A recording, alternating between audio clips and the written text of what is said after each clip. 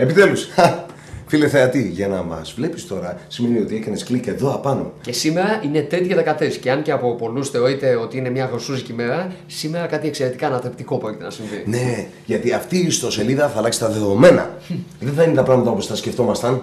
Όχι, γιατί θα. Εντάξει, δεν θα αλλάξει τα δεδομένα. Δεν θα αλλάξει τα δεδομένα. Ναι.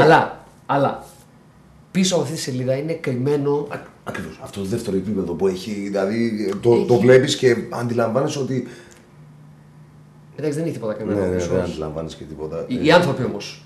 Οι άνθρωποι που Συντελεστές. συμμετέχουν στη σελίδα αυτή, οι συντελεστές, έχουν την εξής διαφορετικότητα. Σε σύγκριση με όλους τους άλλους. Δηλαδή σε σχέση με τους άλλους, οι δικοί μας είναι πιο. Εντάξει, ολόιδι είναι, δεν είναι. Ναι, Εντάξει, το ίδιο και το ίδιο και το αυτό. Αλλά. Ναι. Ο τίτλος. Ιστορίες για να σκεφτόμαστε διαφορετικά. Τι πάει να πει αυτό? Νομίζω ότι αυτή είναι όλη η επιτυχία. Ακριβώς. Και ότι αυτό διαβάζεται μόνο έτσι. Ιστορίες για να σκεφτόμαστε διαφορετικά. Δεν μπορεί να το διαβάσει αλλιώς. Μόνο έτσι διαβάζεται. Ιστορίες για να σκεφτόμαστε διαφορετικά. Εκτός αν βάλεις ιστορίες για να σκεφτόμαστε τελεία διαφορετικά. Κατάλαβες τα σωστά. Ή αν το κάνεις ιστορίες άνω κάτω τελεία. Για να σκεφτόμαστε διαφορετικά πρέπει. Ναι. Και αυτό δεν μπορούσε να γίνει. Και το ωραίο είναι ότι θα δει πολλούς διαφορετικούς ανθρώπους εδώ μέσα. Δηλαδή αντίθετοι. Ναι, Δηλαδή υπάρχουν κορυφαίοι δημοσιογράφοι. Ας πούμε, πώς θα σας φανεί που θα δείτε να συνεργάζονται ο Νίκος Ευαγγελάτος με το θέμα Αναστασιάδη. Όχι, εντάξει, δεν θα είναι σχέδιο. Αστευόμαστε. Αλλά ο Νίκος Χατζηνικολάου με τον Μάκη τον Τριανταφυλόπουλο. Εντάξει, Όχι, εντάξει, θέματα. θα είναι η. Αλλά θα είναι η Κατερίνα Χούκλη με τον Πανούτσο.